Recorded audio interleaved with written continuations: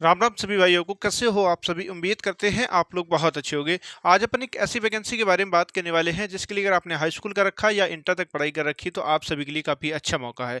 इस वैकेंसी के संदर्भ में हम आपको क्या है ए टू जेड जानकारी देंगे। कैसे अप्लाई करोगे, कहाँ से अप्लाई करोगे, कौन कौन कैंडिडेट्स में अप्लाई कर सकता है, क्या योग्यता आपके पास होनी चाहिए, कैटेगरी के हिसाब से फीस आपकी क्या होनी चाहिए, संपूर्ण जानकारी आपको क्या है हम इस वीडियो में देने वाले हैं। हम आपको बता दें ये वैकेंसी क्या है, केंद्रीय विश्वविद्यालय के अंतर्गत ये वैकेंसी निकाली गई है। इसका रिक्वायरमेंट जारी किया गया है 2025 के नाम से जारी किया गया है। तो इस वैकेंसी के संदर्भ में अपन क्या है काफ़ी महत्वपूर्ण बातें पे अपन क्या है करने वाले हैं।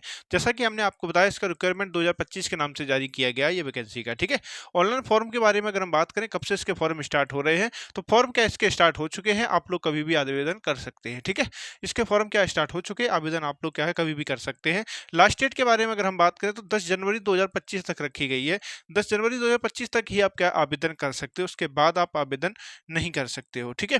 फीस पेमेंट के बारे में अगर हम बात करें तो फीस पेमेंट की लास्ट डेट जो रखी गई है वो भी क्या है 10 जनवरी 2025 तक ही रखी गई है। तभी तक आप क्या है फीस पेमेंट भी आप कर सकते हो। उसके बाद आप लोग क्या है फीस पेमेंट भी अगर नहीं कर सकते हो, अगर 10 जनवरी की बात सोचते हो तो आप 10 जनवरी के बाद आप क्या फीस पेमेंट नहीं कर पाओगे। तो इसलिए आप क्या करेंगे, फॉर्म जब भरेंगे तो लास्ट डेट से पहले भरेंगे और साथ ही साथ पेमेंट भी उसी दिन कर देंगे, ठीक है। तो ये चीज़ आपको यहाँ पर स्पष्ट हो गई होगी। एग्जाम डेट के बारे में अगर हम बात करें तो हम आपको बता दें अभी इसकी एग्जाम डेट निर्धारित नहीं की गई है।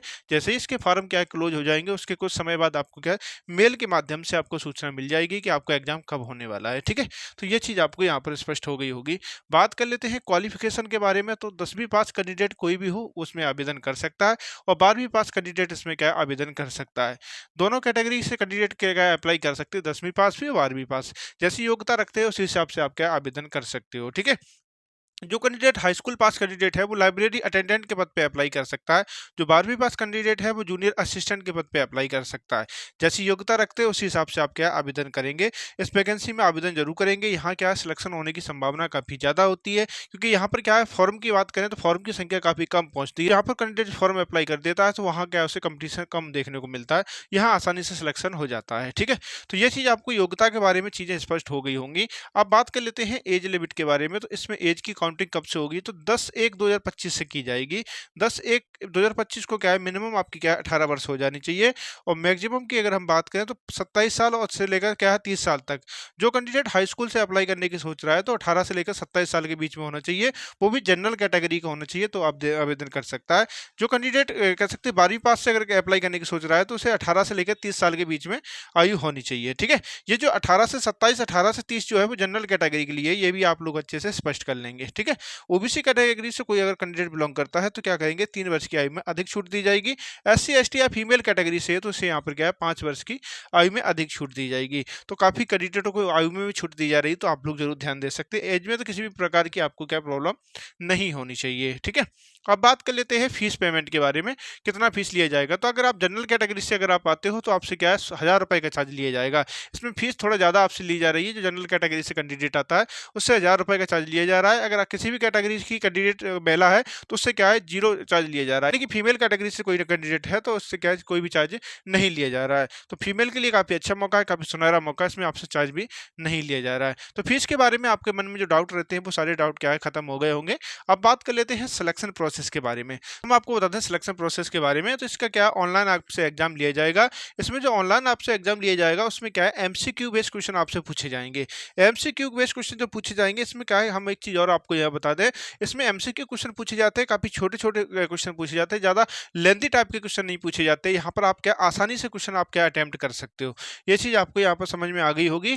अब बात कर लेते हैं आगे। तो अगर आपका ऑनलाइन एग्जाम जो होगा, जो कैंडिडेट ऑनलाइन एग्जाम में क्या शॉर्ट लिस्टेड हो जाएगा उससे एक क्या है कंप्यूटर टेस्ट लिया जाएगा। और जिस कैंडिडेट का क्या है कंप्यूटर टेस्ट भी क्या है कंप्लीट हो जाएगा उसके बाद उसका क्या लिया जाएगा डीबी लिया जाएगा, यानी कि डॉक्यूमेंट वेरिफिकेशन कर लिया जाएगा।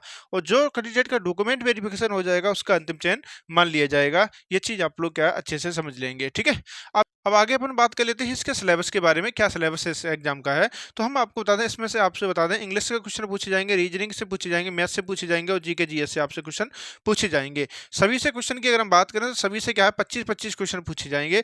चारों सब्जेक्ट से क्या है 25-25 पूछे जाएँगे और 100 क्वेश्चन आपसे पूछे जाएँगे और 100 क्वेश्चन को करने के लिए हम आपको बता दें 120 मिनट के आपको क्या है समय दिया जाएगा। इसमें नेगेटिव मार्किंग की अगर हम बात करें तो 1/4 की क्या नेगेटिव मार्किंग है, तो नेगेटिव मार्किंग को बचाकर ही आप क्या है पेपर को अटेम्प्ट करेंगे, क्योंकि नेगेटिव मार्किंग के अंदर अगर आप फँस जाओगे तो आप क्या है काफ़ी आप जो सही क्वेश्चन किए हैं वो भी क्या है गलत कर जाओगे। इसलिए आप लोग क्या करोगे, सही से जो क्वेश्चन आपको आते हैं वही क्वेश्चन आप अटेम्प्ट करेंगे, जितने आ रहे हैं उतने ही आप क्या अटेम्प्ट करेंगे, ज़्यादा कोशिश नहीं करेंगे, नहीं तो आप क्या नेगेटिव में चले जाओगे। तो ये चीज़ आपको यहाँ पे इसके सिलेबस के बारे में चीज़ें स्पष्ट हो गई होंगी। अब बात कर लेते हैं सैलरी के बारे में, कितना सैलरी आपको मिलेगी अगर आपका सिलेक्शन होता है तो। 19,000 से लेकर कह सकते हैं 56,400 रुपए तक आपको क्या मिलने वाला है। तो काफ़ी अच्छा वेतन मिल रहा है। जो कैंडिडेट इसमें फॉर्म अप्लाई करने की सोच रहा है उसके लिए काफ़ी अच्छा मौका है। ये चीज़ आप लोग अच्छे से समझ लेंगे, ठीक है। ये वैकेंसी क्या है, ऑल इंडिया वैकेंसी है। भारत के किसी भी राज्य से आप आते हो आवेदन कर सकते हो। मेल और फीमेल दोनों लोग क्या है समान रूप से इसमें क्या है भागीदार बन सकते हैं। तो ये चीज़ आपको यहाँ पर इस वैकेंसी के संदर्भ में सारी जितने भी महत्वपूर्ण पॉइंट होते हैं उन पे हमने क्या है बहुत अच्छे से बात कर ली है। फिर भी आपके मन में किसी भी प्रकार का डाउट है तो आप लोग हमें कमेंट कर सकते हैं, उसका रिप्लाई हम जरूर करेंगे। तो फिलहाल ये जानकारी आपको कैसी लगी आप लोग जरूर बताएंगे। चैनल पर नए हैं चैनल को सब्सक्राइब करेंगे, बेल आइकन को प्रेस कर लेंगे। फॉर्म कहाँ से अप्लाई करना है तो डिस्क्रिप्शन में इसका लिंक लगा दिया, वहां से जाके आप क्या करेंगे अप्लाई कर सकते हैं। फिर भी किसी भी प्रकार का डाउट होता है तो आप लोग कमेंट करेंगे। कैसा लगा वीडियो आप लोग जरूर बताएं।